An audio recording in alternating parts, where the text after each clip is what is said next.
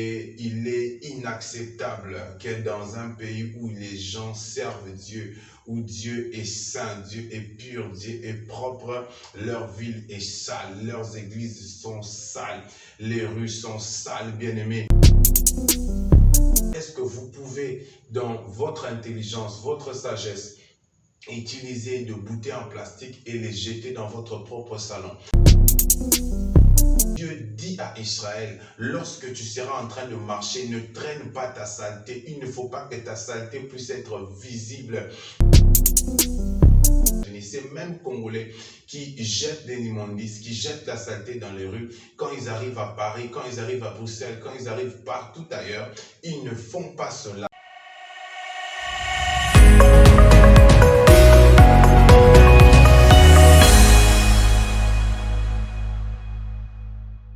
Shalom bien-aimés, très heureux de vous retrouver dans cette tranche dans la République.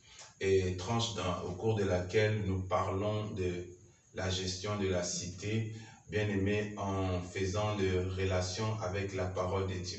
Alors bien-aimés, dans ce numéro, j'aimerais parler d'une chose très importante. J'aimerais qu'on puisse d'abord lire la parole de Dieu, Deutéronome 23, verset 13, n'oubliez jamais, Deutéronome 23, verset 13, la Bible dit, tu auras parmi ton bagage un instrument dont tu te serviras pour faire un creux et recouvrir tes excréments quand tu voudras aller dehors. Dieu dit, il parle aux enfants d'Israël, il dit, pendant que vous serez sur le chemin de la terre promise, lorsque vous aurez de besoin, lorsque vous aurez envie d'aller aux toilettes, vous devez faire des trous pour que vos excréments, c'est-à-dire que vos excréments ne puissent pas être visibles. Donc, Dieu avait souci de l'hygiène, Dieu avait souci de l'atmosphère, de l'environnement. L'environnement devait être pur, l'environnement devait être exempt de toute souillure, de toutes sortes de saletés. Bien aimé, aujourd'hui, en tant qu'enfant de Dieu, Dieu nous a donné ces pays comme un héritage.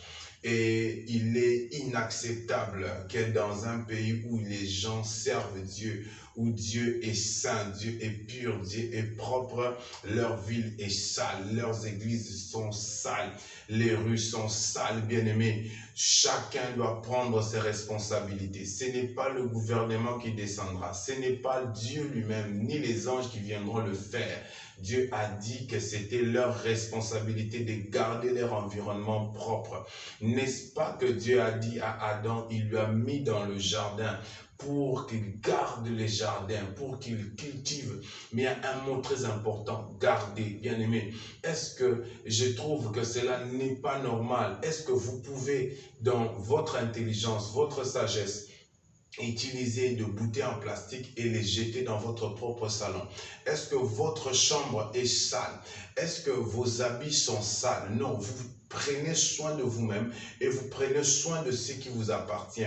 Mais bien aimé, lorsque vous sortez de votre maison, que vous soyez pasteur, que vous soyez sportif ou qui, nous les remarquons dans les chefs de tous les Quinois, de tous les Congolais, une légèreté, une façon d'abîmer, une façon de vivre dans la saleté. Vous allez dans les marchés, c'est sale. Vous allez sur les avenues, c'est sale. Les collecteurs d'eau sont remplis de bouteilles en plastique, sont remplis de sachets. Bien-aimés, nous n'aimons pas le pays. Je pense, bien-aimés, que pour exprimer notre amour pour ce pays, il y a plusieurs gestes à faire. Et l'un des gestes le plus simple, c'est de garder la ville propre, de garder l'environnement propre. Dieu dit à Israël, lorsque tu seras en train de marcher, ne traîne pas ta saleté. Il ne faut pas que ta saleté puisse être visible. Bien-aimé, l'heure a sonné. Nous ne pouvons pas accepter la saleté, que les églises soient sales, que nos maisons soient sales, devant nos parcelles restent sales. Non, bien-aimé, ce n'est pas le rôle du gouvernement. Ce n'est pas le rôle, bien-aimé, de votre voisin. Ce n'est pas le rôle du bourgmestre de venir, bien-aimé, balayer devant votre parcelle, balayer l'église. Cela n'est pas normal. Dieu nous rejette. Dieu nous donne cette responsabilité. Il dit, tu ne peux pas, bien-aimé, prendre la saleté et la laisser comme ça. Il faut recouvrir la saleté. Bien-aimé, l'Éternel est en train de parler à un Congolais, que chacun de nous, là où il se trouve, qu'il soit capable de garder sa vie propre. Un jour, bien-aimé, j'étais en train de parler avec quelqu'un, c'était un autre sujet, mais dans ce sujet-là, il y a maintenant mon interlocuteur va dire que excusez-moi, je vais le dire directement, la biso tozalaka bongo, eza nature na biso, c'est-à-dire c'est notre nature d'être sale, d'abîmer ce qui nous appartient. Mais j'ai fait réfléchir à ce bien-aimé cette pensée. J'ai dit, mais les mêmes Congolais qui voyagent, qui vont dans d'autres pays d'Afrique, qui vont en Europe, qui vont aux États-Unis, ces mêmes Congolais qui jettent des immondices, qui jettent la saleté dans les rues, quand ils arrivent à Paris, quand ils arrivent à Bruxelles, quand ils arrivent partout ailleurs, ils ne font pas cela. Ils gardent, ils ne veulent pas jeter la saleté. Pourquoi? Parce que ce n'est pas que ce Congolais-là a changé, mais c'est la même personne, mais en arrivant ailleurs, il prend un autre comportement. Ce comportement-là empêche de salir l'endroit où il est. Pourquoi ne pas manifester ce même comportement chez nous?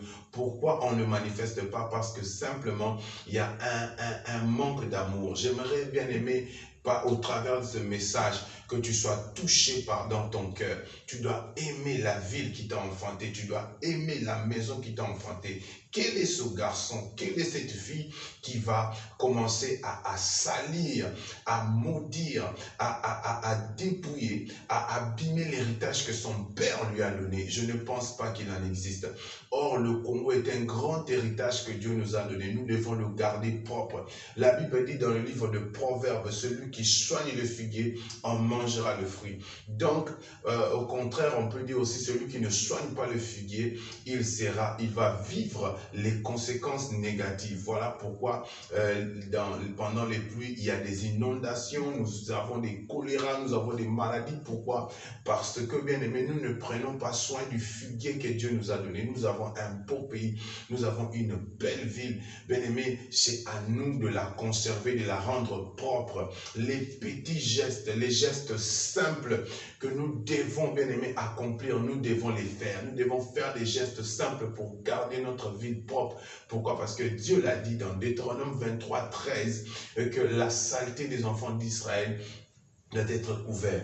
Est-ce que tu ne peux pas avec moi garder ta ville propre, garder ton église propre, parce que même Dieu n'aime pas la saleté. J'aimerais qu'un chrétien aujourd'hui, à partir de ce passage, puisse comprendre cela. Je suis en train d'encourager l'église. Il y a l'église de Liloba qui fait des salongos, oui, mais les salongos, c'est la conséquence. C'est-à-dire que après que nous ayons sali, il y a d'autres personnes qui viennent balayer. Mais j'aimerais qu'au travers de ce message, nous ne puissions pas avoir la culture de la saleté, mais au lieu d'avoir le salongo, que nous conservions la propreté et que nous puissions garder notre ville propre, car la gloire de Dieu en dépend. Alléluia. Soyez bénis. N'oubliez pas, Deutéronome 23, verset 13, gardez notre ville propre et le Seigneur en sera glorifié. Soyez bénis.